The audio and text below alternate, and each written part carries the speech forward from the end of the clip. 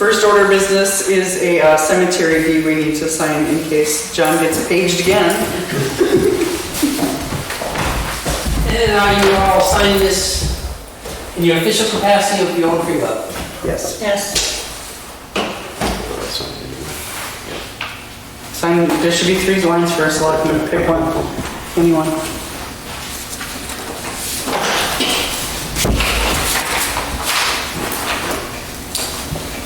Let's say 3rd of August.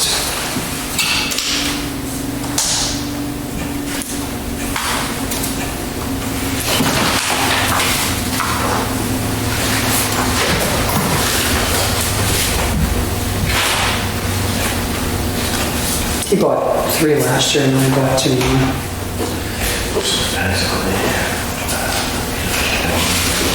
Must be fun. I'm happy to go.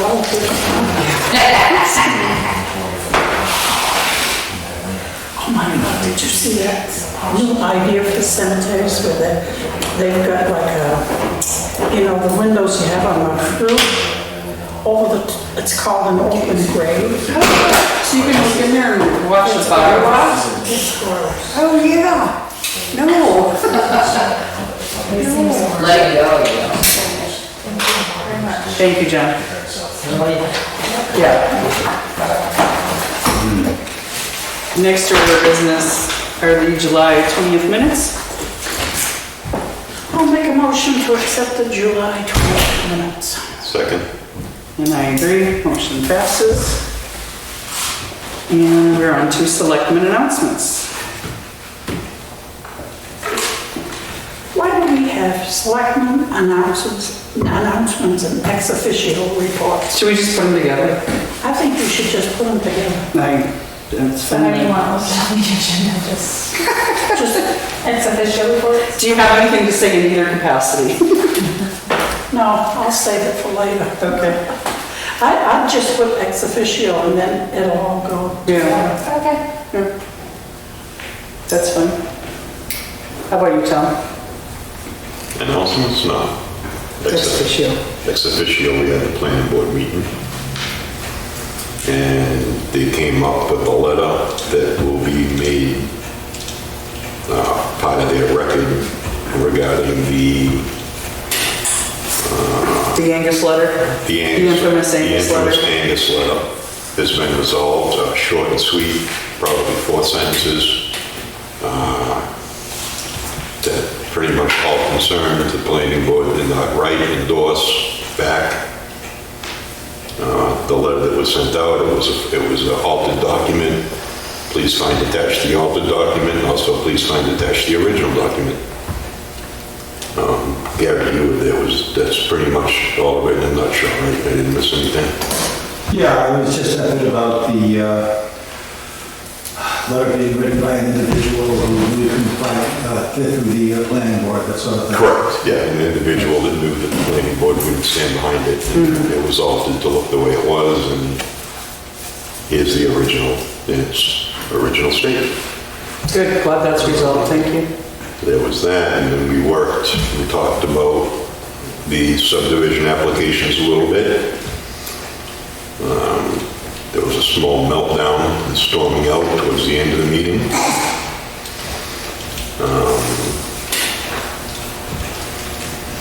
Which I actually had some concern over, but I'm not sure what is to be done for it. One of the board members was left visibly upset, for what it's worth. And that is pretty much about it. Okay, thank you. Library Strategic Planning Committee met and really, I want to say we really didn't accomplish much. I mean, we did, it was a productive 2 hours, but there's nothing to tell you about that happened. There was an agreement to change the library's mission statement, and we have a working new version, but it's nothing's in stone. Working new version of a vision statement. And really the gist of the big, I don't know if I want to call it debate at the table, was should the library be a traditional library as people know libraries to be, or does it it is the direction it should go in, more of a community center kind of thing, like, well, as we all know, that's kind of a controversy in town, that's kind of the two sides of the coin, so it's just a lot of good discussion, but no decisions. I wanted to let people know there's a relay race, runners, that's going to be run August 14th. It's a Saturday. And if anybody wants information on this, you can go to 100on100relay.com. It's the number 100 on 100relay.com. It's a running race that they used to do, they normally would do in Vermont, but because of COVID, they're not allowed to go to the places they wanted to go, so they decided to come to New Hampshire. They had multiple conversations with Russell about it. Russell approved their route and everything. I talked with them. At one point, they had wanted to park by the town offices, and I asked them if they would please use the rec field instead. That way the runners don't have to cross Route 4, and if there would be something that emergency vehicles need to get in and out, there would be no potential of them being in the way. But it's, they start out of West Lebanon. They're going down the rail trail. They start, so it's a 100-mile race in 18 legs. But it's a timed race. It's not they're not all going to be coming through in a pack of 100 people at one time. But they start in Lebanon on the rail trail sometime between 5 and 10 a.m. And they finish in Lebanon. So they come down the rail trail for 46 miles through Franklin and Hill over to Danbury, obviously through Grafton. Then they're going to come back up surface roads, not the rail trail. So when they come back, they're going to be coming through Danbury on Wild Meadow, and then Wentworth into Grafton, down Wild Meadow to Turnpike to Razor Hill to Orange Pond. It's a real twisty, turny thing. And I've got maps here. If you guys are interested, I'm more than happy to pass these around if you want. Or I can email them to you, or again, they're on that website, 100on100relay. Russell says these happen all the time, and most of us aren't even aware of it. So, I guess we'll see, but it's the first time that I've been aware of one going through town while I'm in the Selectmans, so I wanted to let people know what was happening. I know for myself, I got a great team that would chase those people down the road if they came by running every couple of minutes. So, might be good to let people know, hey, tie up your dog that day if you have to. Put your cows away. Yeah, put your cows away. Yeah. And I'm sorry, what day was that again? Saturday, August 16th. Is that right? Is that what that He says? says 14th. 14th, I'm sorry, 14th. What is that Saturday? 14th, thank you. Thank you. Yes. The only other thing I wanted to bring up is there's some fencing in the pole barn. You know where there's pieces of metal roofing there? Mm-hmm. And then there's some fencing, it's like a wire fencing that's rolled, it's a roll of it. Bobby was asking if he could use that to block up a culvert over near Speck Pond, that he's got beavers that are just giving him constant degradation, and he wanted to use that fencing to cover it, so at least if they're gonna build a dam, they're in front of the dam, or in front of the culvert, he doesn't have to keep going into the culvert to try to evict them. Where did it come from? That was the question, that's what I was wondering if I anybody have no knew. clue.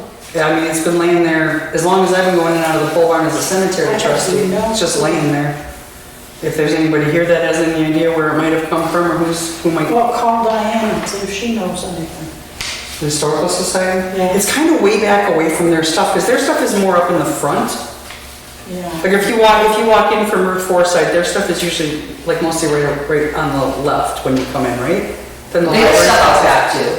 Yeah. They have big machines there and whatever. Well, that's true, that is their, no, is that their drum tank? No, that's the rec committee's drum tank. No, they built like a big thresher or something, you know, that big machine. That came from Clint Williams's family. Okay. Yeah, what is it? It's big. Yeah, I know it is. They want to put something on the back of the Historical Society building so that they can put the machinery in there, maybe with doors that close. You know, that they can open them sometime. Right, I'll check with Diane, otherwise I told him I didn't see any reason why he couldn't, and certainly it'd be great for him to not have to be wasting all of his time and our money. chasing on the same beavers out of the same culvert all the time. Yep. All right, thank you. Well, I don't care if somebody doesn't belong to anybody. Yeah. Thank you. So we're on to public comments. Hey, I just wondered if you guys I can't believe you're not aware of it, could not be, I don't know. The whole beach scenario. Whole Huff Beach scenario where there was some vandalism on the new dock that the community paid for, you know, the people chipped in for. Yeah. And they would talk about closing the beach to non-residents and, you know, there's a whole big long thread about it on Facebook, and I just wondered, Not that I see anything at all that happens on Facebook, but I did hear about it from Russell. Have you heard? I don't take anything at face value on Facebook. Absolutely, yeah, no kidding. well, it's Russell talking. Right, yeah, exactly, yeah. But no, he did mention it, we do have a letter in correspondence regarding the sign, which is something we have to look at, but, I don't know, it just seemed like some decisions were made without the selectmen's input, like they're gonna close it to non-residents and... oh, that Russell made? Yeah. Surprise. Russell's the one who put that whole dock fundraiser together and put the dock out there that nobody else was involved in, so. Okay, you're a resident, right? Yeah. You've got a friend in Danbury, you bring them up to the beach with you. They're your guests, right? Yeah. Okay.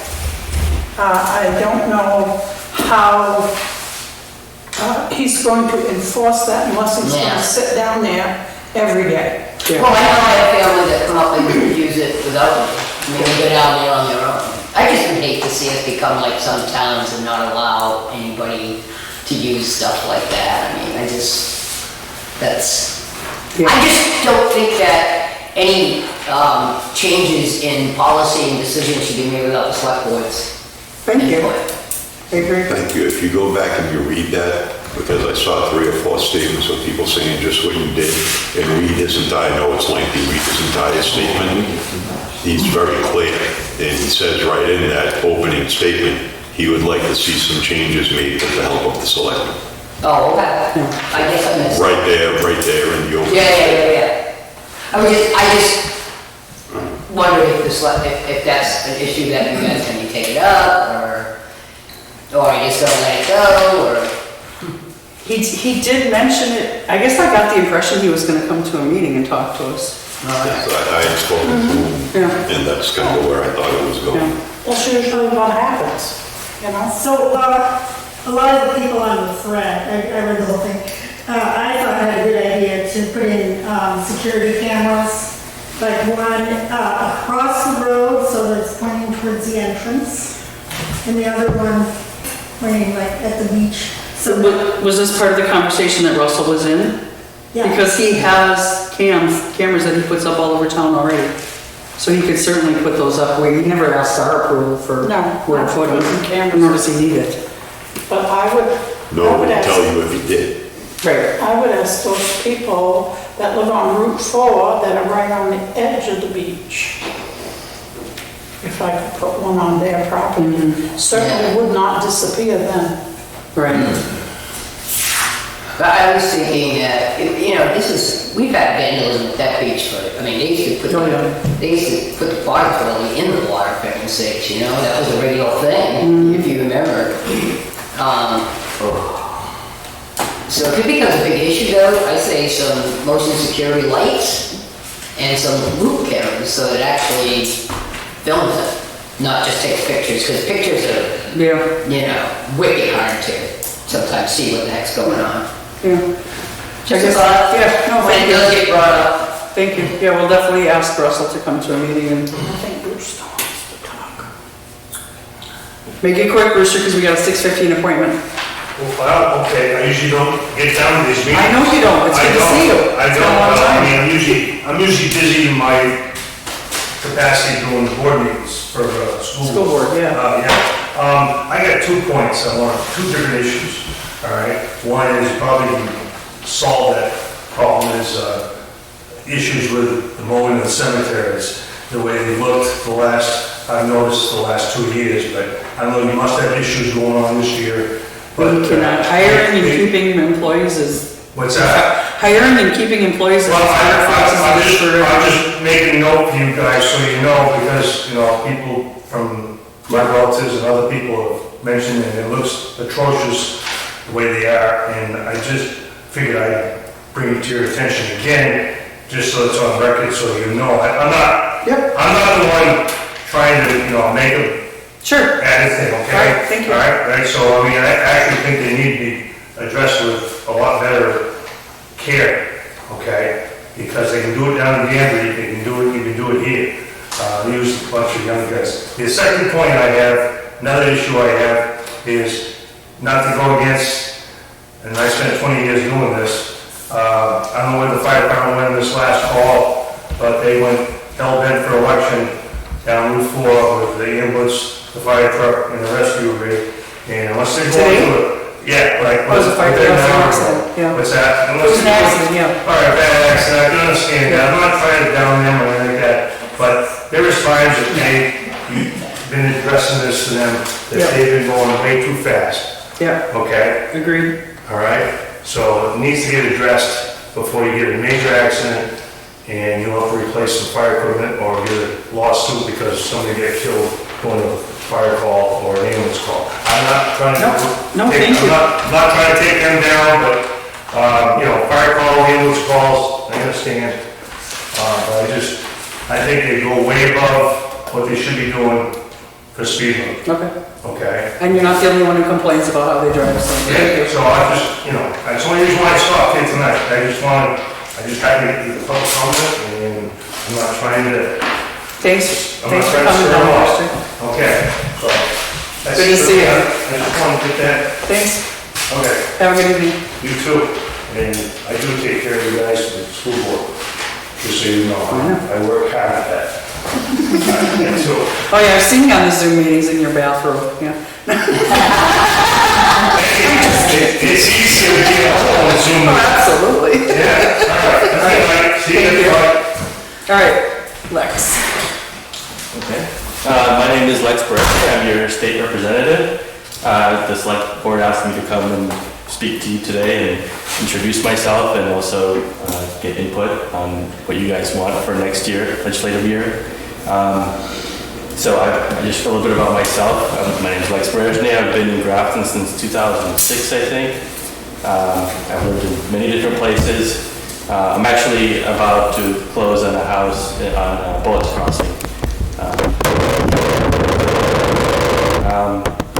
And I made a list of 5 bills that we passed this year that I thought were kind of notable, at least I thought. So we passed the budget, and in the budget there were 2 major things, other than having it be a pretty conservative budget, was we eliminated the interest and dividend tax over the next 5 years.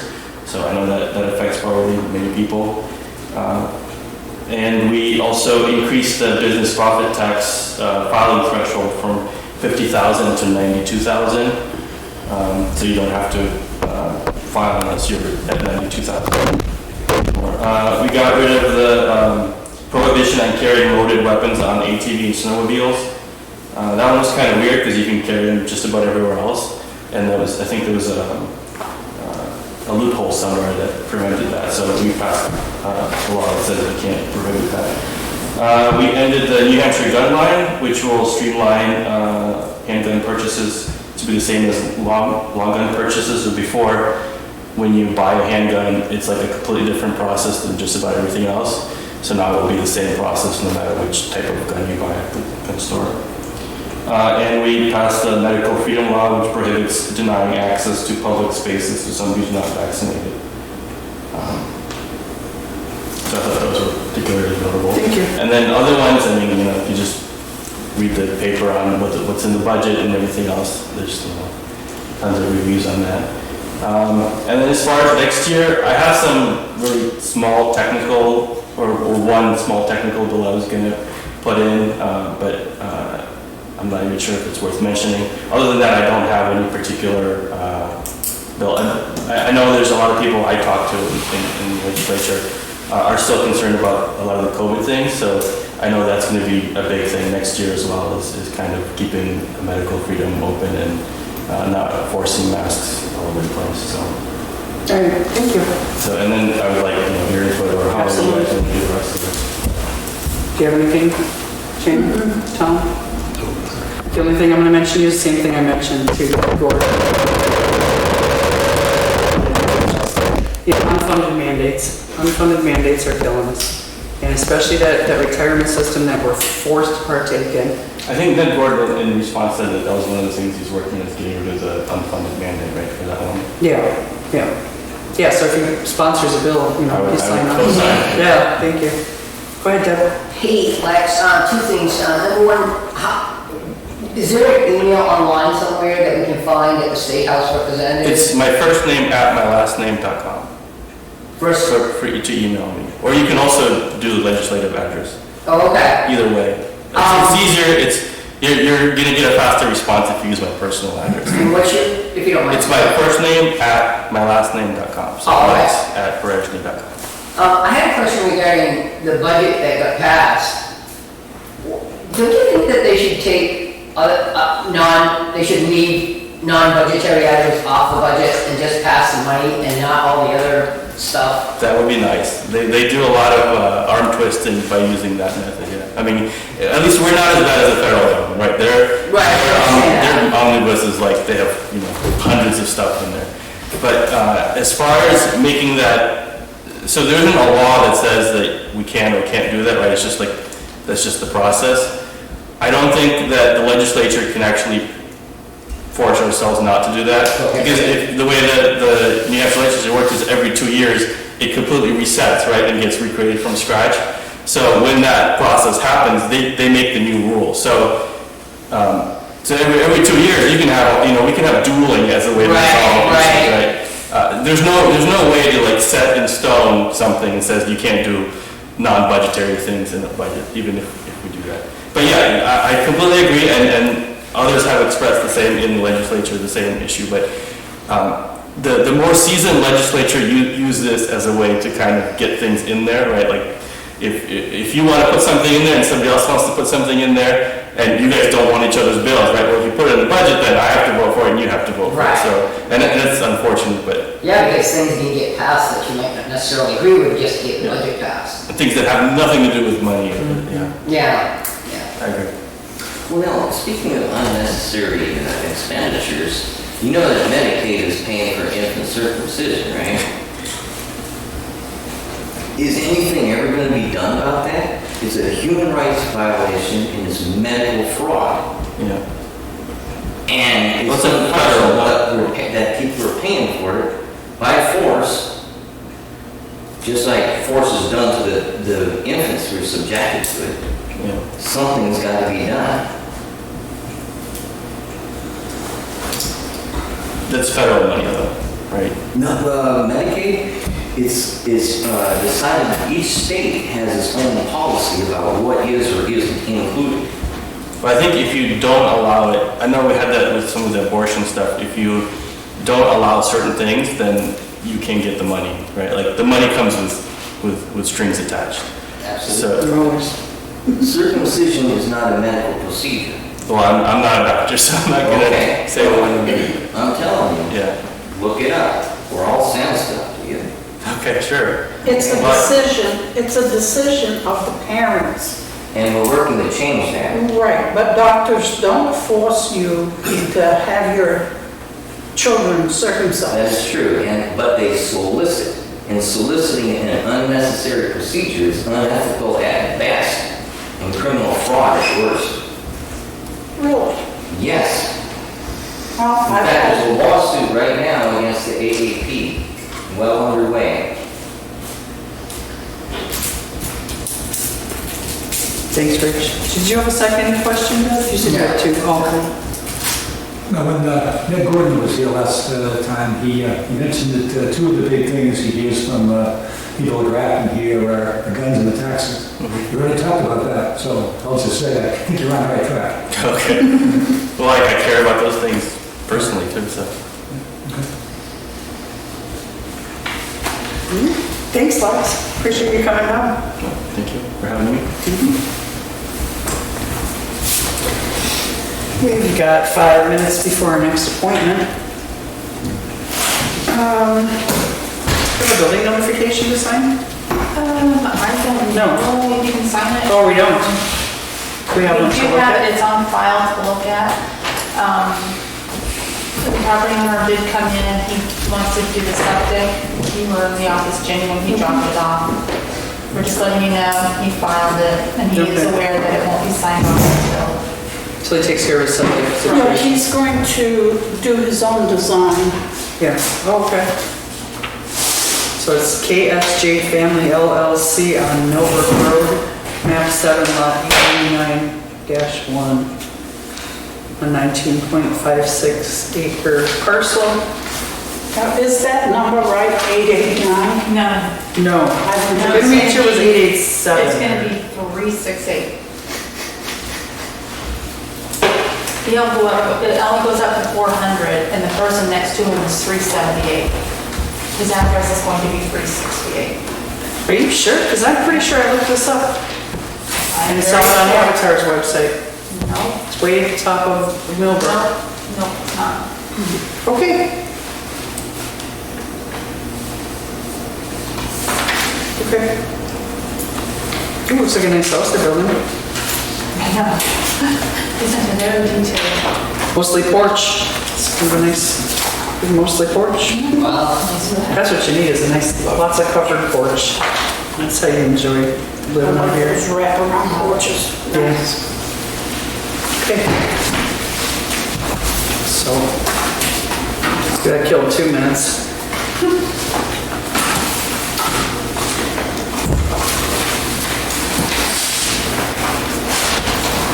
So let's start it early if somebody comes in. Okay, I'll pull it for you. Okay. This is the letter that Sandy called me about. Yeah, I saw that. Okay, I saw that. is that going to affect those 90-day? I don't think so, because that's like, it's the top address that it's referring to. I know. But it's, okay. So if I got this letter and I saw that little blurb down there with the wrong address, I'd be all over the town. It was an oversight. Yeah. I read them like 20 times before I found them, so. Because we don't need any glitches. See, Oh, a 90-day notice to vacate because we deeded the property yeah, but and the then address. you look at the black, see the different address? You and all your occupants on Millbrook Road must really Yeah. vacate. Well, it's not Yeah. Millbrook Road. Right, it's on That's Kisman. Fox Road. Yeah. Okay. It was also left on the wrong door. That would be Russell. He was the one who handled it. So I don't think give it back to Sue, she could throw it away or whatever.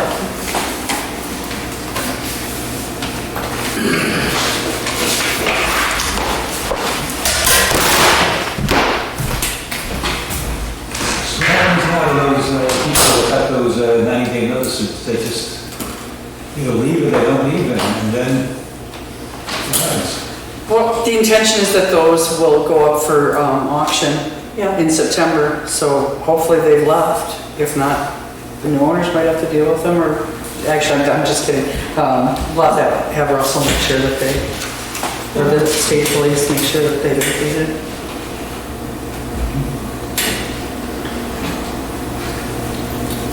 I'm not sure. I haven't really run down the list in my head and driven past them all, but I know there's a couple of them I've been past that doesn't look like they're planning to leave.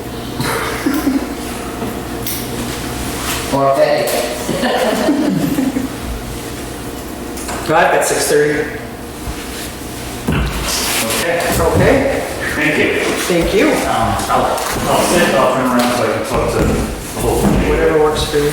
Okay, my name's Joe Poole, I live over on Tucker Road. We bought the property in 2016 and we became permanent residents there last year. And this is on the agenda as road conditions, but really it's a broader discussion about access in general. I took the liberty to get together some talk-to points and forwarded that on. Did Anybody get a chance to either print it out or forward it? Oh, yeah. Or see it? So if I reference pages on this, you'd be able to pull the page up? now? Absolutely. Okay, fantastic. I'm not wasting my ink. It's expensive, $58 a thing.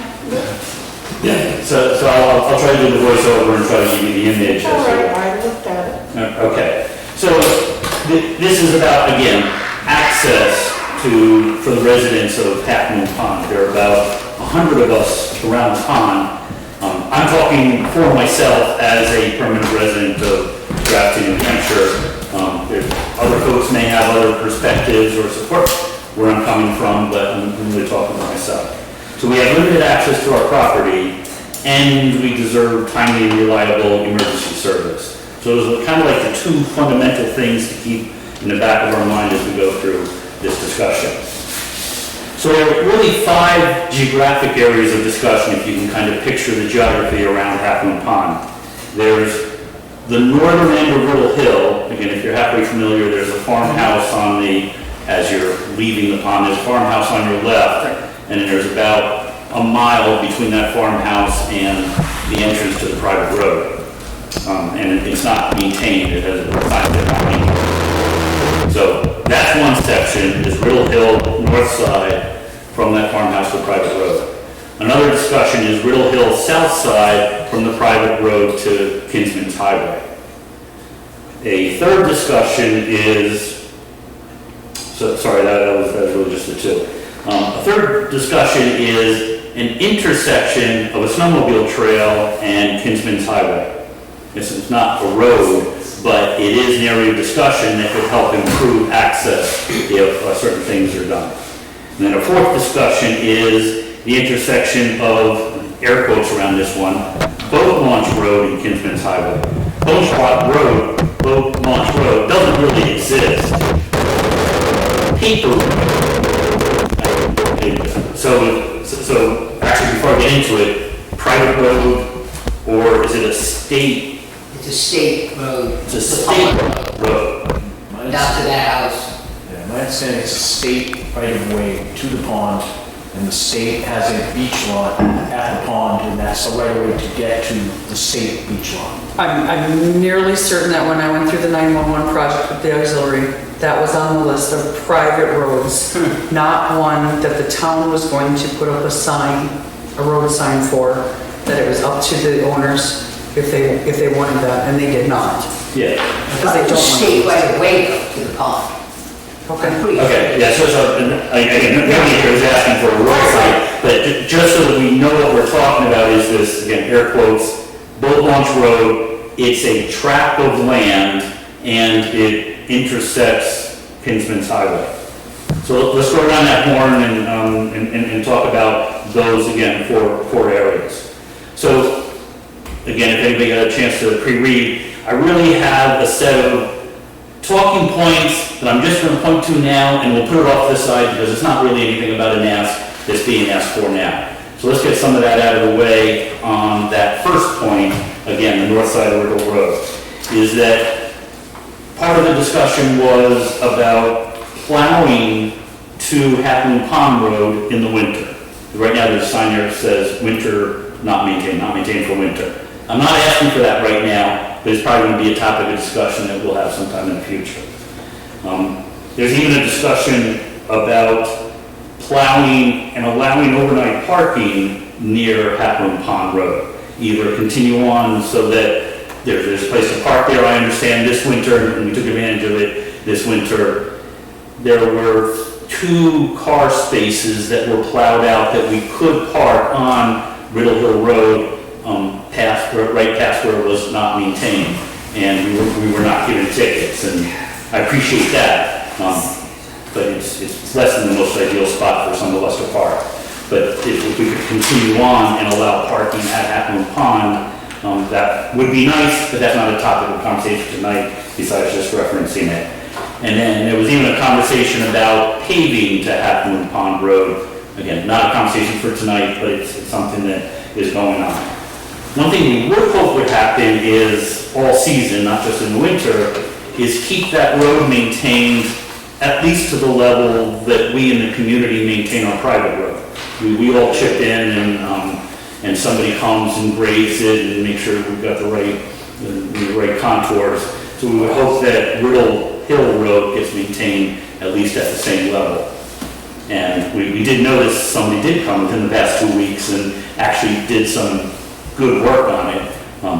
Some of it got washed out 2 nights ago, but did some good work on it. But if that could be done on a more regular basis, that's part of this ask. So that's the north side. Now sort of the south side, again, two things. Some people are suggesting, well, maybe we can pave it. Okay, let's put that to the side. But again, at least maintain it to the same level that we maintain our private road. Right now, Google doesn't even direct any traffic there because they consider it unpassable. And it's getting to the point where it is pretty close to being unpassable.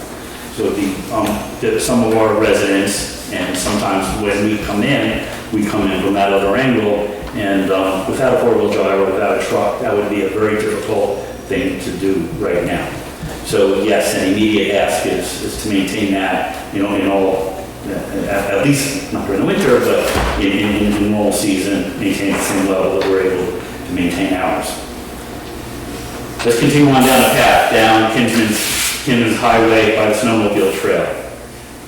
Could we have that part of Kinsman's Highway plowed full width, allow parking on the side, and don't ticket or tow us? Because that snowmobile trail is a decent walking trail for many of us at the pond. It happens to be the one that's closest to our house. But we're not asking any improvements on the trail. We're just asking, don't tow us, don't ticket us, and let some cars, plow to let some cars park there. So that's the ask, the near-term ask of the intersection with the snowmobile trail. And then finally, continuing down on Kinsman's Avenue, the near-term ask is on that paper road, plow in 20 feet, maybe 30 feet, and allow some cars to park there. Don't ticket us, don't tow us, but let us park our cars there, and then we'll bushwhack down to our property during the winter when our road is not maintained, when the road, Riddle Hill is not maintained. There is some for future discussion about defining the road, defining the path better for pedestrians, defining the path better for snowmobiles, defining the path better for cars. Let's all table all that discussion. Just don't tow us and ticket us if we park there, and have the plow push some snow so that we could park there. Now, the near-term things I think are relatively low cost and low hurdle asks. So we're hoping that the selectmen would be empowered to talk to the road department with the plowing, talk to police department with the ticketing and towing, and we're in pretty good shape. So I'll pause right there, and any questions, comments, concerns, please share. So you said you've just recently moved here full-time? Yeah. Last year this is our permanent residence. It's very hard to live here in the winter. Yeah. We still maintain a house in New Jersey, but we're not living there. Okay. Except for when we can't get to our place. Sure. We've come up twice this past winter, and once it was when my wife had a hysterectomy and she had to go to the hospital. We walked 2 miles to where our car was. She went for her 6-week checkup. Wow. We drove back and walked 2 miles back to our place. That's a little hard for us to make this our permanent residence and be having to live with that kind of access.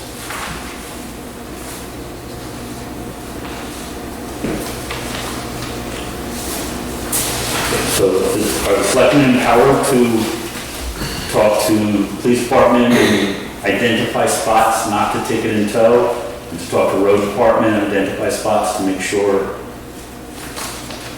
we can put cars? So this came up last year. That was me. Okay. And we did have Bob plow in a ways up Riddle Hill.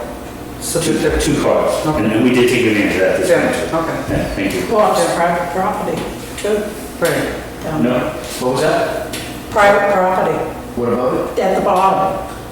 it? What we were talking about was plowing Riddle Hill Road past the Yes. non-maintained so that we could park on the town road during winter.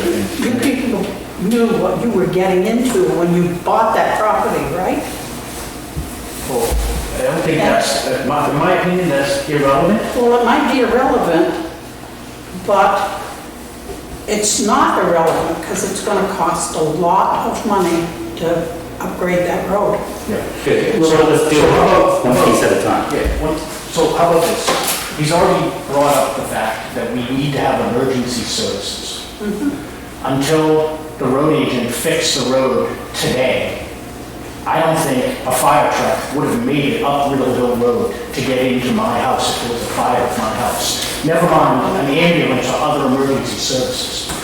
The other thing I'm concerned about is if the emergency services are up on Kinsman Road, and then there happens to be an emergency at Half Moon Pond Road, they gotta go all the way around because they can't use Riddle Hill Road and come down from Kinsman Road to get to Half Moon Pond Road because of the condition of it. And the condition is worse than it was when I was here last year and asked that something be done about it.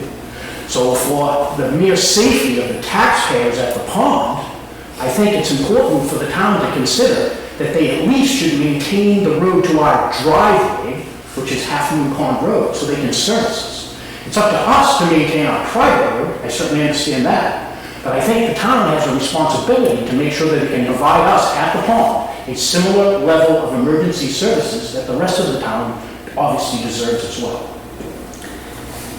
In preparing, I'm sorry? I live on a private road. I do. Does the town plow to the edge of your private road? Yep, Okay, yeah, because of, not all of us get that level of service. Understandable, yeah. There are some roads in this town that I don't understand why they don't get plowed.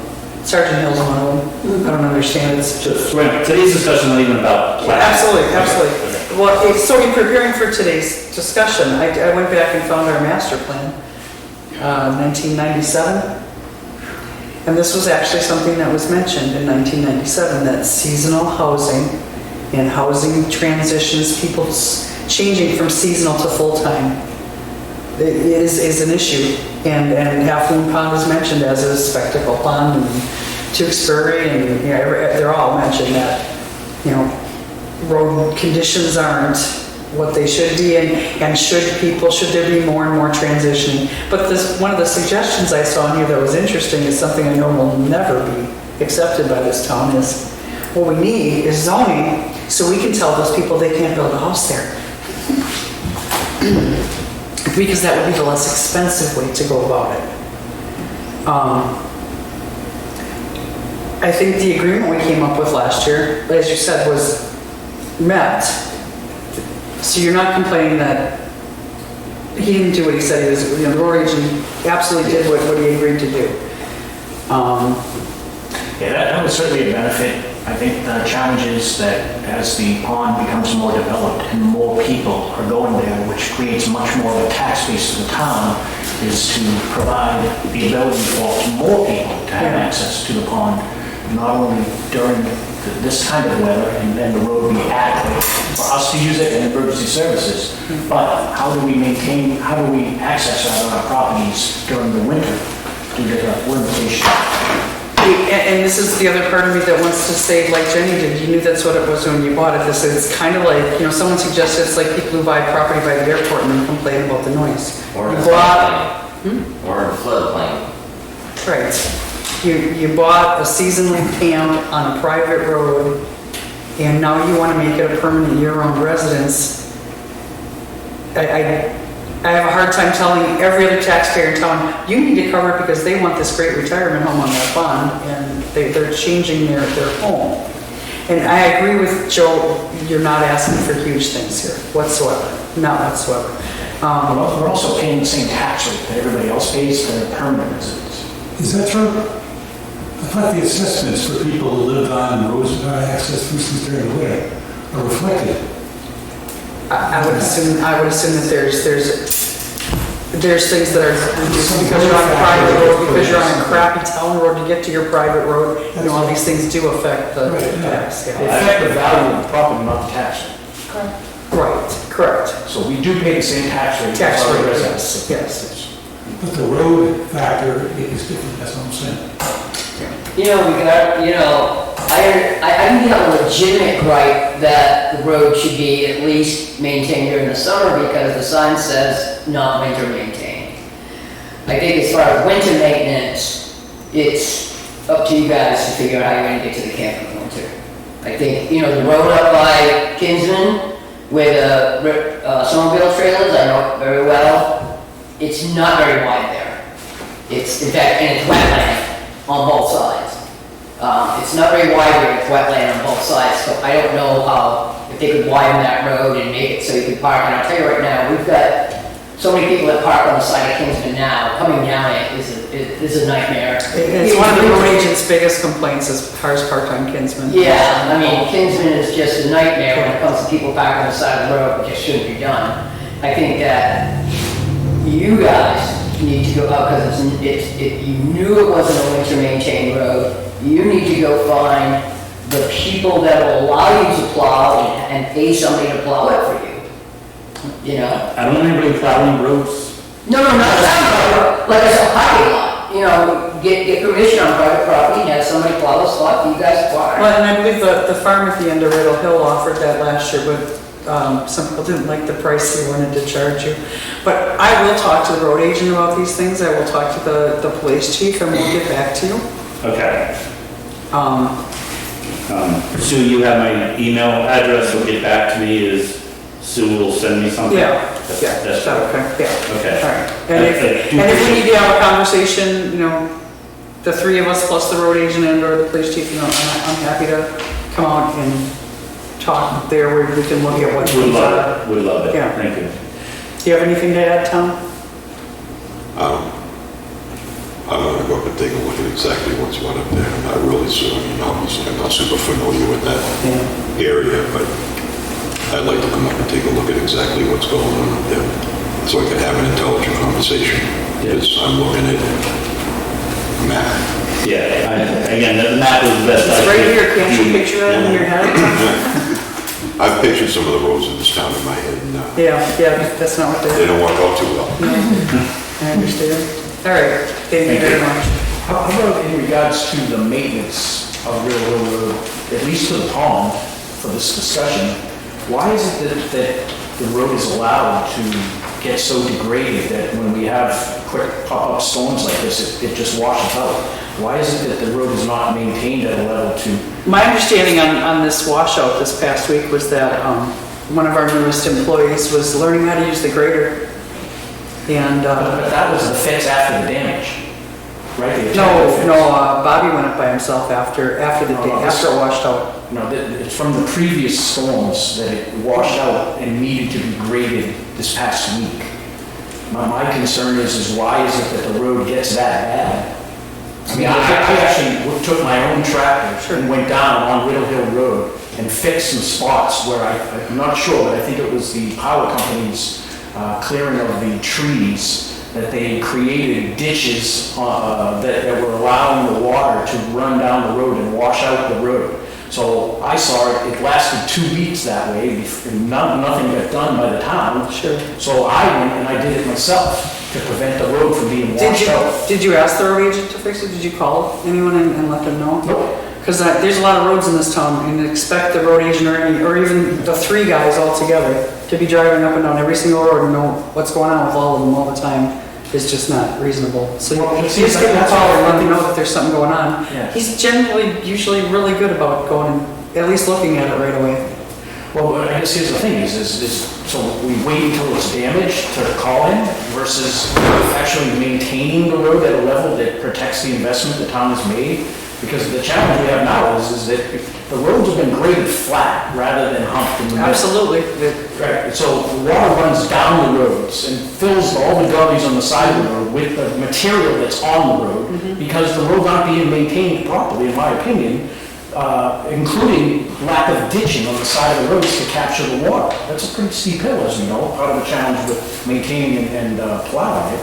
So I guess my concern is do we wait until residents call to tell people that the road is not being properly maintained, or does the town really have the responsibility to be proactive about protecting the investments that the town makes in the roads and preventing the extra cost of having to bring in all of that gravel to fill in what the rain washes away because of the lack of maintenance? I have this conversation about once a week, and you're not gonna like my answer, but I'll share it with you too. You have, according to the RFI that we did, 68 miles of road. According to the RFI we just did with the cable thing, there's 68 miles of road in Grafton, 12 of which are paved. 12 what? 12 of which are paved. And the voters of this town have seen to accept a budget that allows for one guy and one grader. So how much grading of roughly 56 miles of road do you anticipate this man to do in a 40-hour week? And you grade roughly 3 miles of road a day. That's practical. Yeah, in the spring, we're all waiting for the grader to come up and fix our road. That's, and I have people, I went up and I saw a gentleman up on Riddle Hill, on, Tunnel Road. Came down, sat in that chair. Then I went up and I sat with the man, and sure as hell, here comes Bobby Bassett around the corner in the grader, and I sat there and I talked to him. And then I got back to my shop and I had a gentleman there from the Kisman Highway at my door to tell me the same thing that you just told me. And I told him the exact same thing. You can't say the man's not doing his job or the town's not living up to his responsibility if you're only willing to pay for one man and one grader.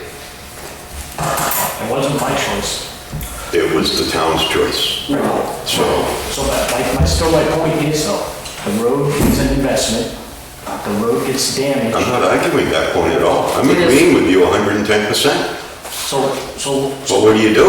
Well, that's the reason why we're trying to figure out what we can do to improve it, to give us better access, including concerns about emergency services.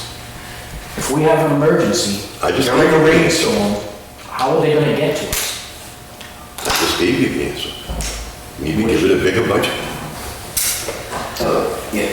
Quickly, we need to move on. Well, road agent search is coming up. It is. Very presently, and I think we have a candidate.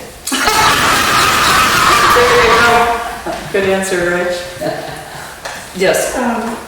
My name is Nancy Carr Robertson. Most people call me Carr. Oh, hi, Carr. Nice to finally meet you. I live on a dirt road that is private. And what we do is we have a good bunch of people that contribute to taking care of the road in the winter and the summer, grading it and plowing it. You're a private road. Yeah. And that meets up with the town road. Yeah, it's And something does the I town- do actually. I said something that in the error here. Because of lawsuits some 50 years ago, Bobby does plow us in the winter, I have to say that. So I'm sorry, I forgot about that. But we hire somebody to grade it in the summer and to put a crown on it and all that stuff. And so do we for our private road. Okay. The discussion, which we're choosing not to have today as much, is the town road that meets up with our private road and the condition of that road. And you're talking about Riddle Road. Riddle Hill Road. Yeah, so what is the class of that road, if I may ask? It's maintained, I would say less than a third of it's probably maintained. No, maybe half of it. Half of it's maintained, half is unmaintained. No, I mean, winter maintained. Probably about half. She means Riddle Hill Road. Huh? She means Riddle Hill Road, right? No, Riddle Hill's paved, and it's maintained up to Duraldi's old place. And then after that? And then the rest of that is class 6 all the way to Kingston. That's what I thought. Okay. But it should be graded in the summertime. But I can honestly say that, you know, most of that dirt roads wash out after a storm, and I don't think, but no, the thing is, he's right. They don't appear to be crowned properly and ditched properly, but they have a point too. We have Yep. and we've had a lot of issues with our road department, you know, maintaining employees and stuff like that. That's also true. And as Rich pointed out, that is the next thing on our agenda is to talk, or actually not the next thing, but two things, Tom. To talk about a road agent search, and I will talk to the current road agent about what's going on. I will talk to the police chief. We'll see what we can do. But your issues, hopefully the next road agent will do a better job. We'll crown roads and we'll get things, you know. And hopefully we'll be able to find employees that will stay and learn how to do the job and do it well. We can't promise any kind of miracles because, I mean, It's hard to find employees right now. exactly. Socialism does. I'm here tonight because Ken Shirley, my neighbor, told me I was going to be on the agenda. He and I are going to be on the agenda, and he's on vacation. But I don't see us on the agenda for water testing in Kilton Pond. You didn't ask to be put on the agenda. No, I don't think, I know there were emails going back and forth, but I don't think anyone asked to be put on the agenda regarding it. A bill came in that was in Ken's name and we forwarded it to the rec committee and asked them to submit a request for payment. But we can discuss that at the end if you want to bring that up during public comment. We can talk about it more, but we need to move on with the agenda. Thank you. Thank you. So ARPA funding.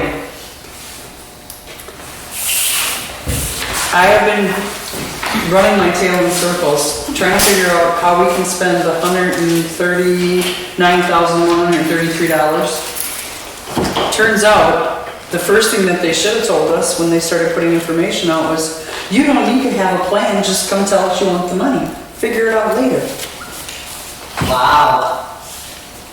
So, there are so many ways we can spend it that I have no doubt that we can spend it all, and even if we don't, we just give it back. There's no penalty.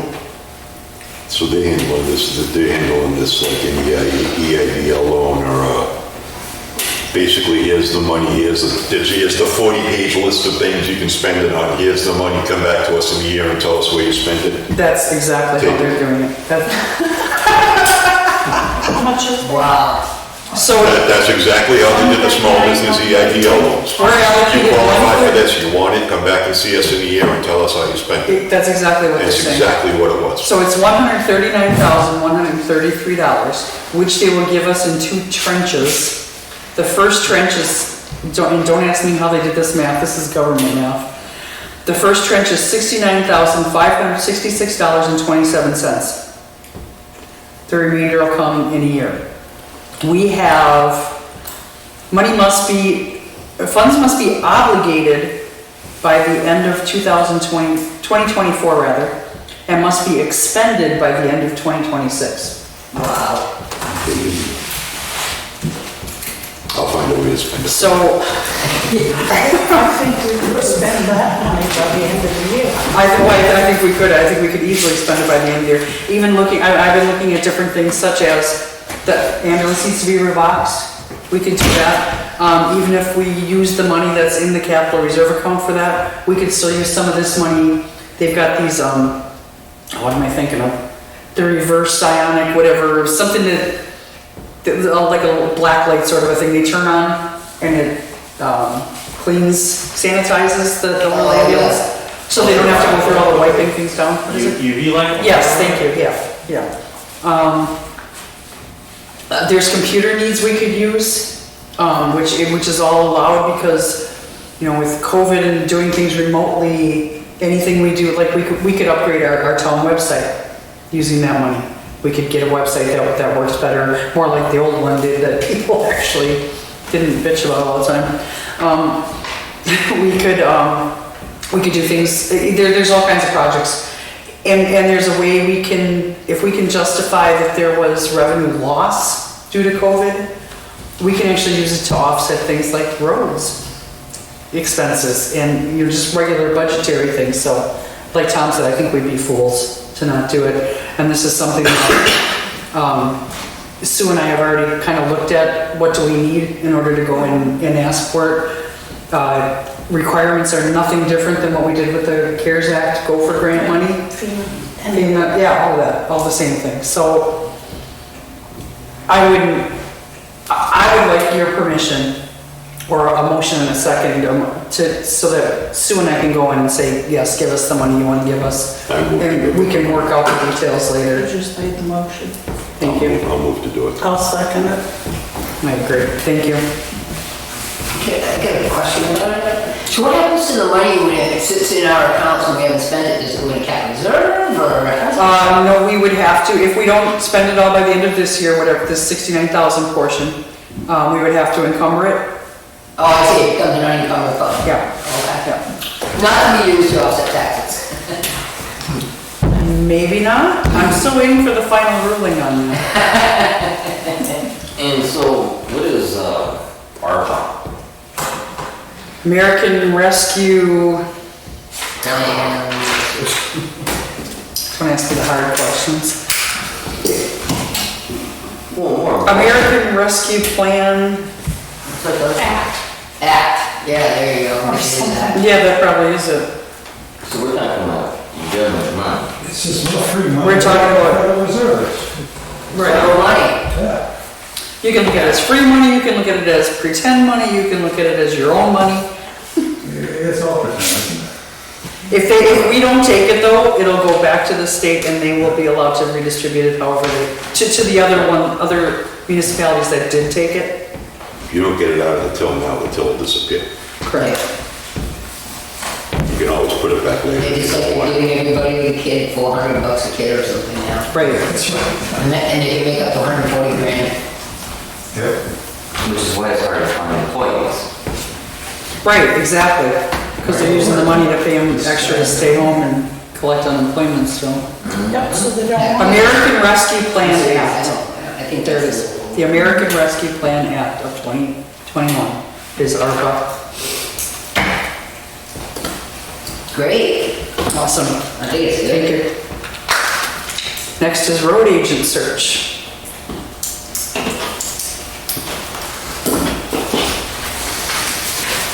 I emailed you all the job. Yeah, you guys, everybody got the job description. I do have for you, if you're interested, the wage survey from NHMA. And this is, wait, that's not the right one. Take this one. That's easier for you, sorry. It prints out goofy, but you can see these are all the criteria that I searched on. And we're actually road agents and even our laborers, we're actually right in the ballpark for what we should be paying. The highest paid road agent on here I saw was the town of Sutton. It's just under $30 an hour. Their population's a little bigger than ours and their tax base is much bigger. They have a lot of money. Yeah.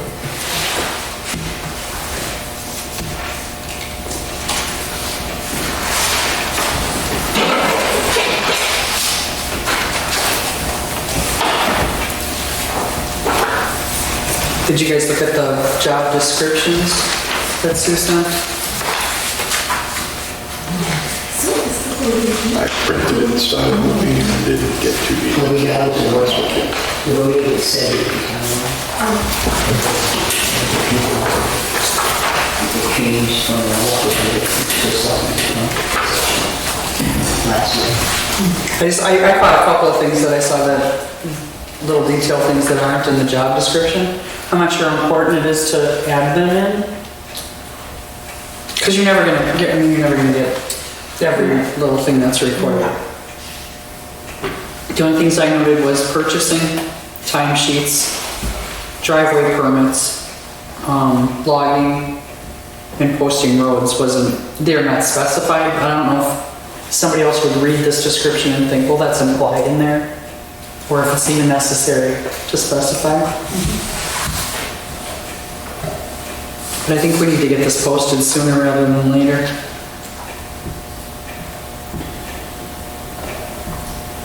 Especially with the job market being what it is and so many people not even being willing to work. That is true. Well, when's, is Bobby retiring in March? March. Oh, regardless, it turns into a appointed position in March, correct? Correct.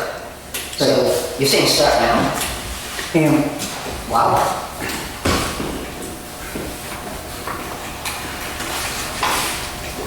I know the New Hampshire Municipal has a place for posting jobs. We've got our website. There's always somebody who will grab any information and throw it on Facebook for us. Yeah, that's it, start looking at. Unemployment has a spot too, I believe. Yeah, yeah. Yeah, we could even use, I don't know how much people read like the Valley News or the Union Leader anymore, but they all do have online places for posting jobs as well. Do we want to make changes to the job description or anything? Do we want to post it kind of generically? Tweak what, well, it hasn't been posted since what? Was it a diamond? Was it a diamond or a job there that was? It was appointed before and then went back to Right. elected the next year. Yeah. It's only like 1 year or something. I doubt that job description would apply really anyway. Oh, I Yeah. don't think so. Right. You guys okay with me and Sue working on the wording of it? Should we? Honestly, like I said, I printed it out and Lynn was on vacation, I was at the shop all alone, it went in the pile and the pile just grew. The other thing we need to figure out is if we want to make this a salary position, an hourly position, how we want to structure that. You think Bobby gets right now, he comes out to 26 an hour? Hourly, yeah, I think so. Yeah. With overtime, is it anything over 40? I thought it was supposed to be over 50. Time and a half over 40. Time and a half. Over 40 hours. Yeah.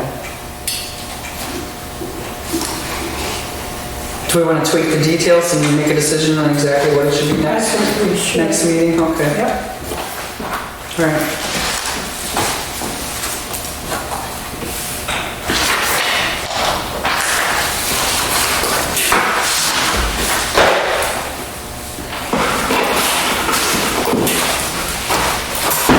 What's in the mailbag, Sue?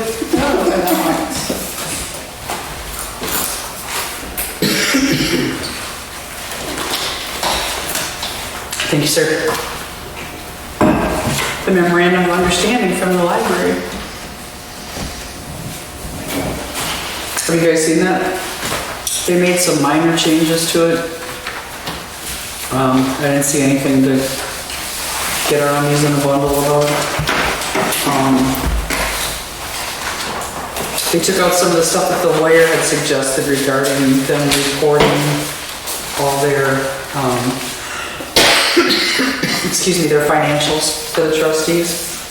Actually, I think that we left that in. Yeah, if you don't mind, Deb, would you just let us, please? Yeah. Thank you. They took the very detailed stuff about, telling them how much money they spent on what and all that, and they just changed it so the friends will share their monthly financial reports with the trustees. I think that's reasonable. No reason for the trustees to micromanage what Fogel's doing. But otherwise, it's pretty much what the lawyer had asked for. Oops. Excuse me. And, do you want that? That's this one.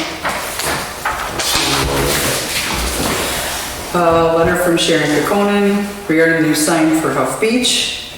I'm gonna start coughing again. Excuse me. Russell Poitras has reviewed the new wording for the Huff Beach sign, see below, and with a couple changes, he approved it as long as you, the selectmen, also agree with the wording. I've also spoken to Sandy Griffin, who has agreed to help paint the new sign. Please review the wording, send feedback or requested changes to me. Actually, it has their email address in there. I'm sucking on a cough drop, thanks. I'm just talking too much. We will get started on the sign as soon as we hear back from you. Thanks very much. What she has here for the wording is Huff Beach at Kilton Pond. Grafton residents and guests are welcome to use this beach at their own risk. No camping, open fires, fireworks, alcohol, or pets. Notice, no lifeguard is on duty. The beach closes at sunset. Please keep the beach clean. I was wondering if we should add under notices, this beach is under surveillance. Camera. Well, you could add, even if it isn't. Oh, sure. Right, that was my dad's favorite form of security, just putting up notices. This home protected by ADT. No, it's not. But if it scares somebody away, oh well. Did its job. Well, sometimes it makes people think. Yeah. I didn't No, that's not a add, good idea. I didn't add, the notice I said no vandalism, but, you know, that's, of course there's no vandalism. Somebody's gonna commit vandalism the second it.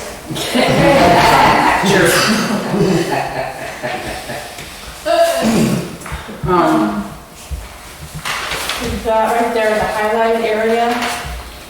A resident came in asking about. Phyllis Avery had asked about. Well, a different person came in today. Oh. Or yesterday, what's her name? Gallo.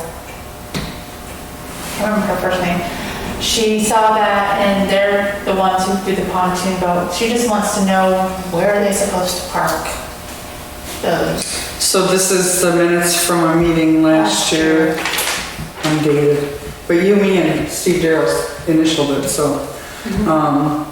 A request to rope off some of the pond from the pontoon boats has been an ongoing issue. A solution was proposed by Phyllis Avery to place a sign stating no parking on the beach. Be posted. Excuse me. After a brief discussion, the selectmen would like the sign to read boat parking with an arrow pointing to a designated area. I guess we didn't follow through on that. Surprise. No, but they've never let pontoon boats or any boat park on the beach. Right. She said it was somewhere away from where they're swimming. I have a question on that. She just would like to know where they put them. I said, I don't know, I'd bring it to your attention since you're talking about the beach. Thank you. There's no place to put any of that. I thought we had talked about, so there were the sandy areas here. We had talked about putting a sign here that pointed people boat parking this way. I think if I'm remembering right, that's what we had said. Yeah. Part of that is state property though, right? The dam is state property and the boat ramp is also state property, right? That's what I was told. The dam is. Yeah. Yeah. Right to the left of the dam is a boat ramp. It's very small. But I've seen people go in, I've gone in there myself, and I was told that was state property, and you could always go in there by the left of the dam. So, I mean, one of the questions I have is, if that's really state property, how much of the parking lot is also state property? If I can get to the boat ramp, do I have a right to get on state property to get there? That's a good question. And if so, I mean, where are the regulations for the town vice the state? What's the border, the dividing line, you might say? It seems like, you know, Yeah, we'll have to look into that. if That's we're a gonna good regulate question. the, you know, town beach, there has to be some place where you say, people can go here anytime to watch their boat, but, oh yeah, if you're under 18, you can't go to the beach, or wherever that Right, yeah. is, you know? Yeah. Doesn't she have a piece of property on the pond? She does, but she does have little kids that she puts in the boat with her to bring her over to where they can swim. She just like a place where they can get out and swim over on the beach. Well, the boat, you actually do that place. Yeah, I don't know, she just mentioned about the sign, where it was supposed to point to. The other thing I was gonna say about the sign is this is awesome that Sandy Griffin offered to paint it, but I think we had talked about getting a metal sign from the state prison, because they're cheap and they last forever. Oh, okay, yeah, Yeah, that's even better. yeah. Not to just Sandy, she does beautiful work, but there'd be zero maintenance. It'd be a metal sign that would last for decades and decades, and we wouldn't have to worry about sealing it or, you know, replacing it, repainting it. Go ahead, Deb. Saves us so much. You know, the whole boat parking thing, I mean, For years, the rec committee put out buoys for the swimming area and boats weren't allowed in it. And then they took them in the winter. They took them in the fall. And this has been an ongoing conversation for years. Yeah. This goes back to when I was sitting back there next to Maureen for every meeting, and I don't know why that ever became such a controversy or couldn't be resolved. Because it's so many feet out, or how deep it goes, and it's not very big. It's like this much. So is it something we just always did and we never cared if we were doing it right or legally, and then somebody pointed out, oops, the RSA says this, and then it had to stop? Right. Yeah, typical.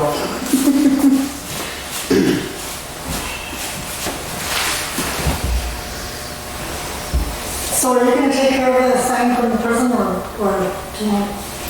We can do it, I feel like we should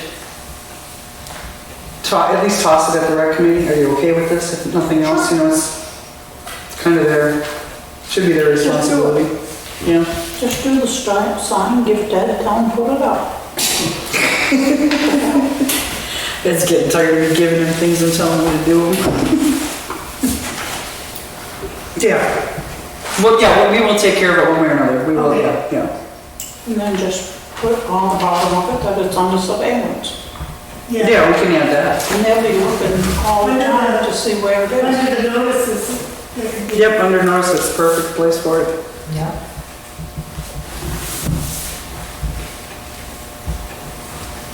Now, do we want to order a sign too that says boat parking with an arrow, like we said we would If we last have year? one, if we have a spot.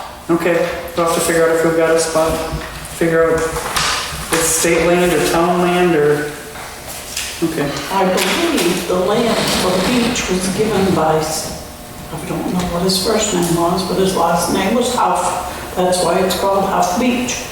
That would make sense. Okay. Excuse me, second letter, next letter. This is the infamous planning board letter. To whom it may concern, the attached letter was neither written by nor endorsed by the Grafton Planning Board. The letter was written by an individual who believed the planning board would not be in support of the letter. The letter was then altered by the sender to appear as though it had been sent by the Grafton Planning Board. For clarification, please contact Angus Gorman with his phone number and email. Thank you, the Grafton Planning Board. So this is a letter that went out to take care of the other letter that went to the grantors. Who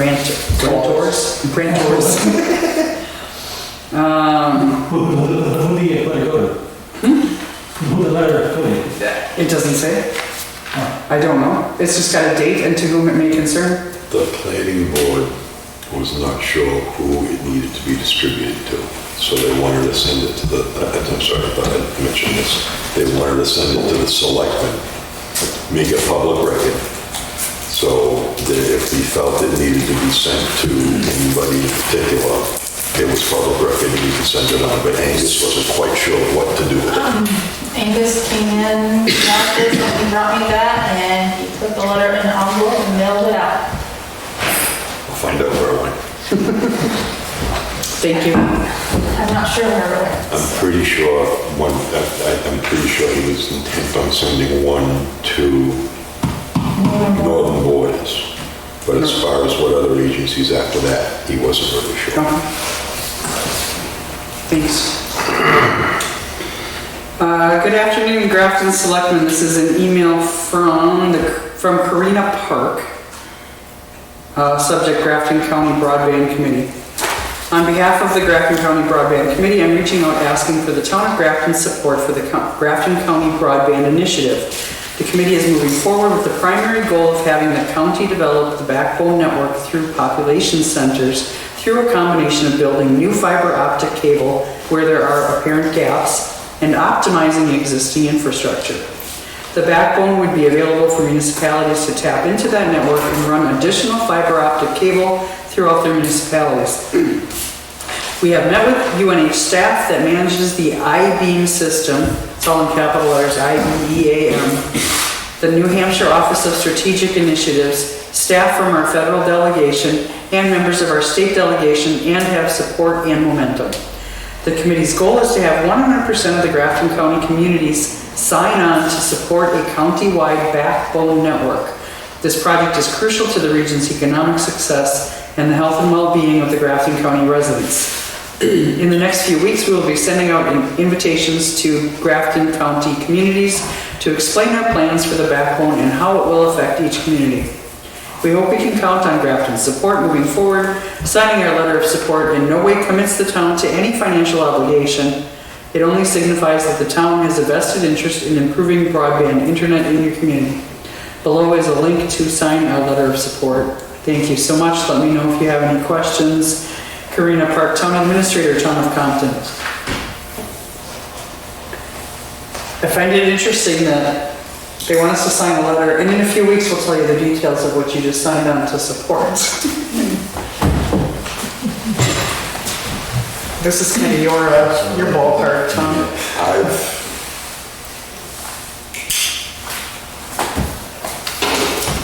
What is it going used to say? If you don't have anything good to say, don't say anything at all. So I don't know. Did you look at the letter? Oh yeah, I read the letter a couple times. Yeah. That's actually the second letter from those people that we've gotten. That's right. And I still haven't gotten answers to the first questions I asked about in the first letter. Yeah.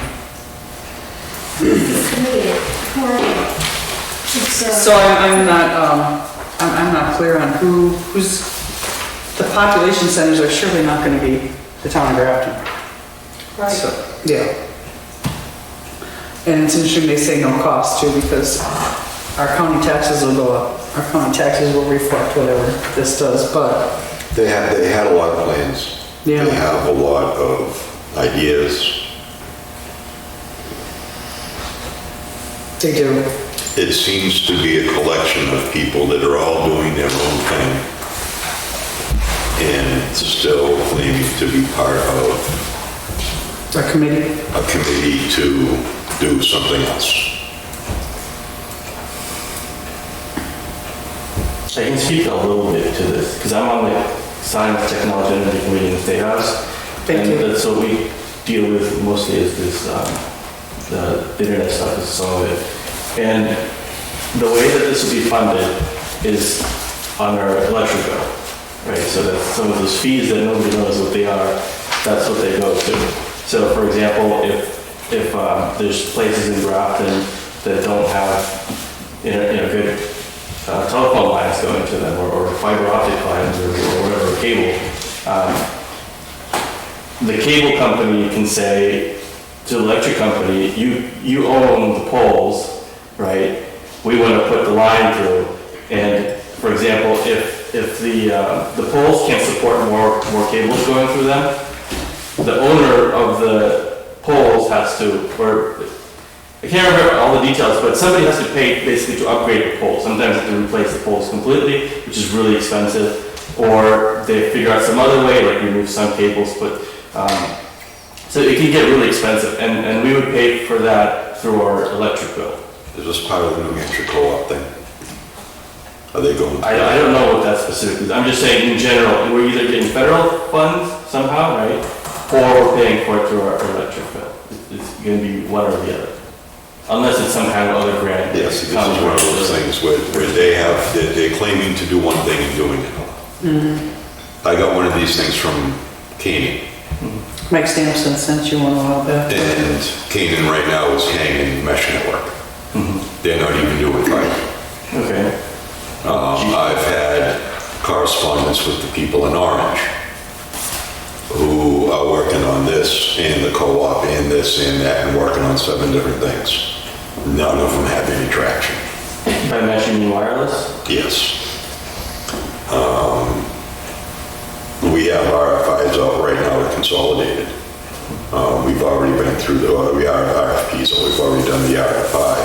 They have absolutely nothing to do with this, and we've gotten further with them than anybody in the surrounding community, it seems, except for Danbury. You had the plans already done in their draw when the money came around to do it. What about going with Starlink? I know they're offering Grafton. Starlink is not offering Grafton. I was able to get it is for Unstaffed City. You have it? I didn't, so I applied for it in the beginning, So you and don't then have I was able to get Consolidated, so I didn't bother going through with that. Follow it through. You have Starlink? I know 3 people on the pond who have Starlink. Really? You have Starlink. I don't have it, but I know 3 people who do. If you follow the process through on Starlink's website. So Starlink, this is the Elon Musk. This is the right? Elon Musk. Yeah, okay, They want $5.99 up front. yes. yeah. They are on unlimited back order for hardware, Okay, well, at least 6 months. these 3 guys got it, so I guess they got They it. may have brought hardware with them, No, but if they- you follow through on their website, they say they're not offered it. Okay, they got in pretty early, when it was very first announced. that Time they is irrelevant decided to the location of the satellite. So, I'm just telling you what their own website says, because I've had this conversation once a week, every week for the past 6 months. And I go on their website every time I have it, and this is the answer that I get. Last week, it said $9.99. Beautiful. Click. Okay, so put in your preliminary order for the hardware that's at minimum 6 months back order. It's $4.99 with a $99.99 upfront for a service fee. Give me your zip code. Okay, if and when you get the hardware, we'll let you know if and when the service is available. That's the way their website goes. Okay. I've been all over this for months. And people keep saying Starlink, Starlink, Starlink. You want Starlink? Go get it. I'd be curious to see if somebody's actually, so, I mean, if they got more power to them, but their own website says no. First of Now, all- I can believe hardware is First on of all, back it order says- now that was not on back order 6 months ago. Right, but then it tells you that when you get the hardware, we'll let you know when the service is available. So it sounds like we're not interested in signing this letter? Alright, I'll sign anything once, I don't care. My neighbor says he has Starlink. alright, My neighbor next, says he has Starlink. And he said it's working, 125 megabytes per second. Starlink offers exponentially more than that. I saw the dish on top of his, Or 125 meg is fiber speed.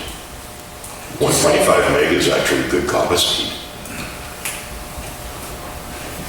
alright, next in the correspondence is an approval for operation of an individual sewage disposal system, also known as septic. Tax map 5, lots 736 and 737 on Lewin Road for the William Blanchard and Victoria Harris. A letter to me from the DOT. Grafton Highway Block Grant Aid. Dear Ms. Cudlick, the following is notification of State Highway Block Grant Aid available to your town in state fiscal year 2022, which begins July 1st of 2021, goes through June 30th of 2022.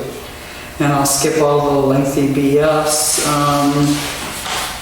Basically, July 2021 actual payment, did we get this already? $42,144.56. We did, we got it on July 30th. That's July. October 2021 actual payment should be $42,144.56. The January 2022 payment is anticipated, oh wait, no, this says an actual payment, I'm sorry, $28,096.38. And the April 2022 estimated payment, $28,096.38. So the total for fiscal year 2022 in highway block grant aid to the town of Grafton from the state DOT is $140,481.88. And this comes out to a disbursement of approximately 1,430 miles for each class 4 or 5 highway inventoried in municipality.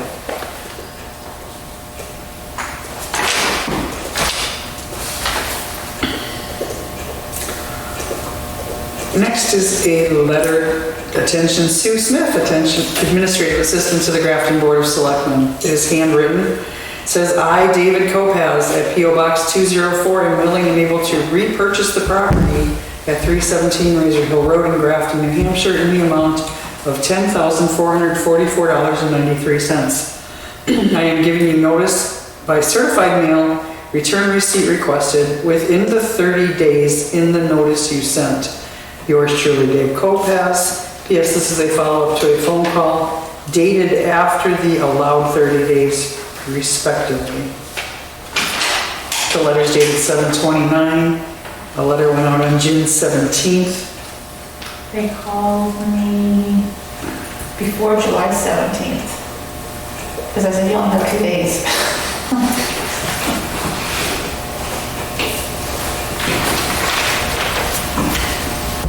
And it does specify in the letter that we sent out, to exercise your right to repurchase, you must give us notice by certified mail, return receipt requested within 30 days of your receipt of this letter. Also, you must actually pay the town of Grafton the repurchase price stated above within 30 days of our receipt of your notice.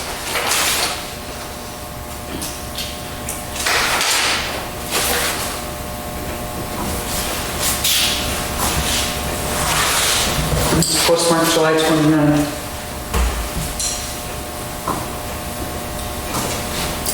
So this is a property that was tax deeded and it's in 2 different people's names. And this is one of the 2 people. And Sue checked with NHMA. And if the co-pass pays it all back, the other person's name has to go back on that deed. And they would have, if they want him off the deed, they would have to take him to court. So it would go back in their hands, so to speak. And that was asked for Rusu? Who said that? NHMA legal, New Hampshire Municipal Association, Okay. for the RSAs. I don't know RSA, can't remember what it was he voted, but yeah. This was actually the guy I was thinking of when I asked you when I called the other day. And when I asked about who the other gentleman was that we met with earlier tonight, if this was him. No, this is totally different. I understand that now that I hear the name. There's also something in that RSA that each deeded person can only pay a proportional amount. According to NHMA, whatever his name is, he's a new one. He said it doesn't matter if they paid it in full or not, both names have I to. don't know if they can. I asked him, I said, if one paid it all in full, does he just go on, or does the other person go on as well? So they both have to go back on, because that's who we deeded it from. Then I think you need to send a notice with the RSA to Mr. Lopez, telling him. I did tell him on the phone, because they called me and I told them, let me find out first before you shell all this money out. Because they were under the same impression that if they paid for it, the other person did not have to go on. So I called NHMA. Yes. And I told them to wait until they hear back from me before they decide anything. So when I heard back, I immediately got back on the phone with Dave Lopez and told them. Was that before or after he sent the letter? That was before. Before he sent this? Right. So knowing that both names would be back on the deed, Yes. he still sent this Yes. willing to purchase. Yes. Well, that's why I said, if you put it in writing, Right. it covers your, Yeah. you know what.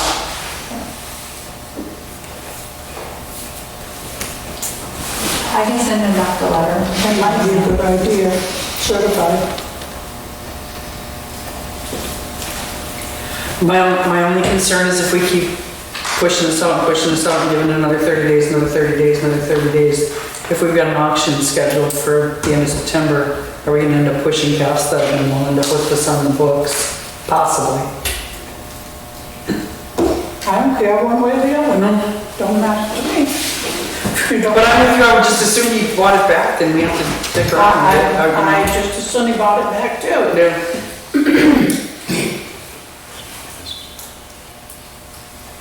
Give him 130. But we- This is it. You pretty much should try to send as much I in am really writing concerned. as possible to cover yourself. Yeah, phone calls end up in a lot of he said, she said.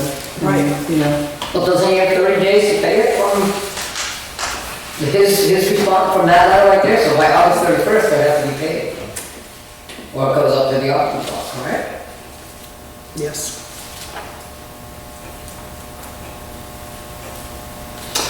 I would would say send them a letter back saying, you know, this is the time frame, and just make sure you clarify that for this RSA, both names would be back on the deed. If you still want to do that, then please, you know, make an appointment and Yeah, because it sit down and comes talk to them. to pay the money, and the deed is ready, and both names are on it, and you haven't sent him written notice, then he can throw a hissy fit. Yeah. And Do we have an obligation to also notify the other owner? I feel like we should. Yeah, I would like to be notified when my name was getting put on the deed to Yeah, something. yeah. I would.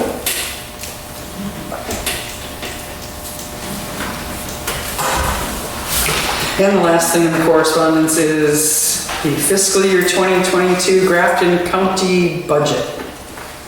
How much did it go up? I didn't even look. Do you want to read through it? No. I thought they had told us last time. Ned said it went down. Yeah, that said it went down, and they had said something a couple meetings back about that it was gonna be pretty much the same. Yeah. He said it went down.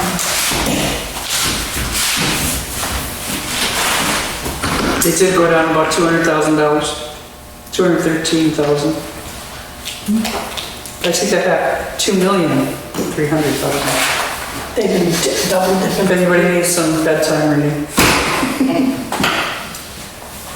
And with that, we are back to public comment time. I just have one question. Did you guys, have you tossed around a date for, you said you were thinking about doing a public hearing for the parsonage, I'm wondering if any action was taken on a public hearing for that? Not yet. Nope. Final selectmen comments? No. Nothing? Alright, so I had emailed you both a rough draft of a letter I had wanted to send to the department heads.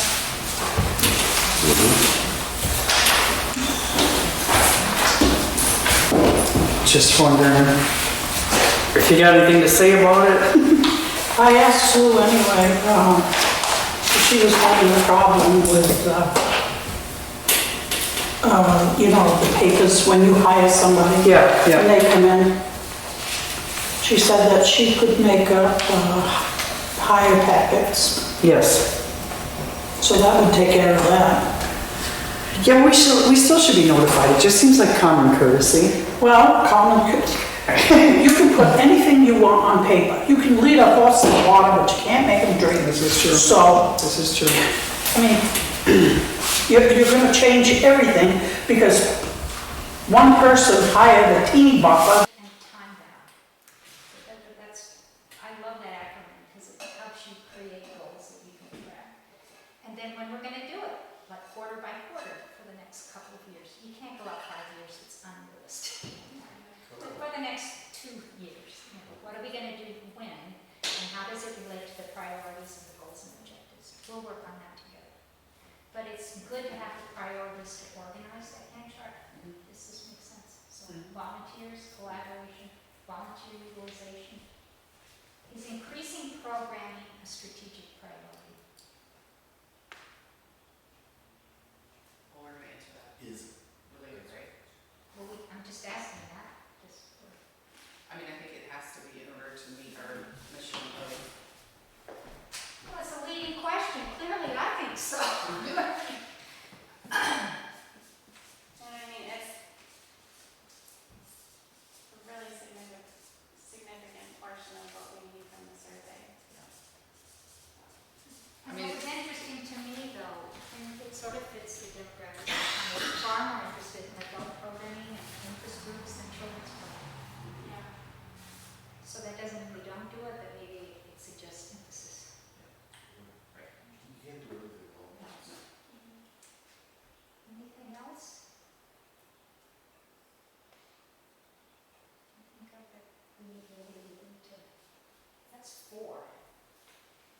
Yeah, I mean, you're only looking for one. Well, let me mention the elephant in the room, not building a building, but addressing facility needs. What does that mean? Does it mean using this space better? Does it mean going to the town and saying, we can't use this space until we improve the acoustics? But, you know,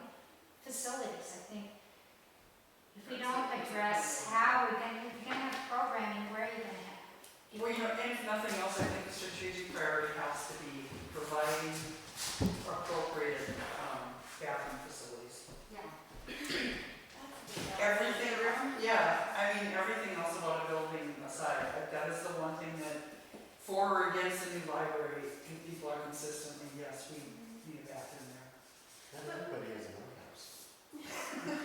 So I mean, this is really broad, because I don't, but, you know, addressing the facility issues. Yep. As best we can. Well, it's a generic general statement. Yeah. There's nothing It's specific. sanitary accommodations.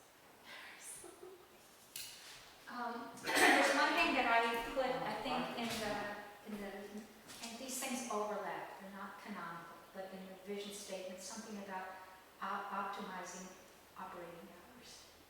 That's going to be a tough one because of our limited resources, and it overlaps with using volunteers. Right. But we got a building that we only have open 12 hours a week. Do we just have 2 employees now? Is it just you and Amy? And Sharon, she's. Or Sharon does 1 hour? And that is something that is a significant challenge. One staff member at a time, responding to whatever present patrons need. Also, trying to manage the collection, and time for communications, putting out these different newsletters and posts and things. It is a significant challenge when we have a young staff member at a time. I think that's true, and I'm just going to put on the table a thought that I've had right along is, I think our plan can't be dependent on increasing the operating budget from tax revenue. We need to work within what we have. We can get grant money for programs, for increasing facilities, for purchasing equipment, but I think operations, basic operations, we can almost never get grant money for that. That's going to be the tax base, and I don't see us having a successful plan if it's dependent on increasing the tax-based budget. But I'm throwing that out there for, doesn't mean we can't advocate for it, I think we need to deal with reality. And I think we can understand what the budget is much better than we do. What we discovered was, I want to call it a major underrun, which I think gives us an opportunity Well, I think to do more Caitlin things. needs to catch up from the time that we didn't have a director. This is not that. It can't be that. Because we're only talking about a margin of $2 or $3 an hour. Are you talking about when there was a gap? You had 2 full-time, full-time 12 hours. Oh, I see what you're saying. Right? That it wasn't from salary. Oh, really? No, it can't be. So I'm thinking there's an opportunity. And not increase the request, but change how we present it and how we use it. I think. I hope. So what other foci, primary things we'd be focusing on to implement our vision? This is plenty, I'm just asking. So I think we're up to next steps. Which is a lot. Oh boy, I don't know how I did on these minutes, guys. You did great. It was a complex conversation. I'm not so sure. They always are. I I can't see your sign Just with the motion. I'm keeping in any of these things. Oh, yeah. To make sure you're accurately information you're recording. That's enough. Yeah. You said, Yeah. once you record, you know, like us to prescribe. Yeah, that's when I see, you can always go back to the video and check and see if you got things right. That is helpful. But I found that trying to say less is usually better. Right. Yeah. When it comes to minutes. Yeah. And that's where all the work is. Yes, in minutes. Going from complex to Yeah. simple. I mean, when I was on the trustees and I was the secretary, I used to force them to be like, can somebody please re-articulate the motion? Just say it again. That's different. You want to get the motions correct. Yes, yes. So, Kate, do you have vacation in August? My daughter has a birthday, but I'm like, So not yet. So I wanted to ask that before I suggest next steps, because you and I are going to need to confer on this next step. So I would like to suggest we get the minutes,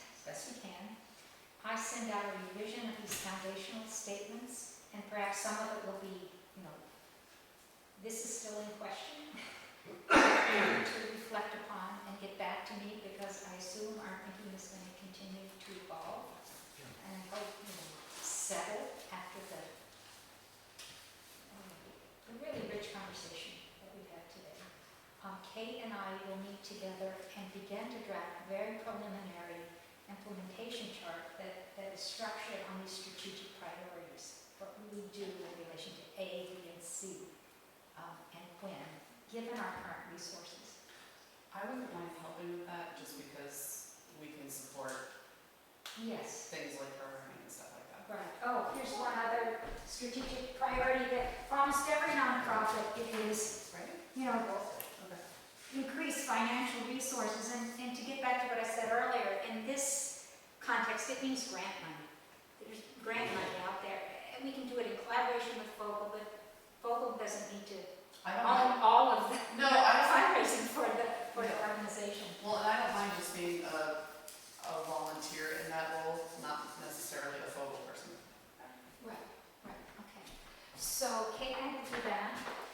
It may be, rather than getting that beginning of an implementation plan out between meetings, that we would present it at the next meeting. So at the next meeting, after people have cogitated over these statements and the minutes and the fundamental questions that we're trying to answer, we will bring them a little further at the next meeting and begin to look at what implementation is. Any other comments? Thank you for your Any part of the agenda? When is the next meeting? The next meeting is, August 28th. yes, And then- August 28th, and then it's we a have a morning final meeting, meeting. so, Pardon me? Still a morning meeting. Yes, Saturday, 10 to 12. And thanks to Andrew moving it to this time, which he couldn't make. We have the most of our weekend left. Yes.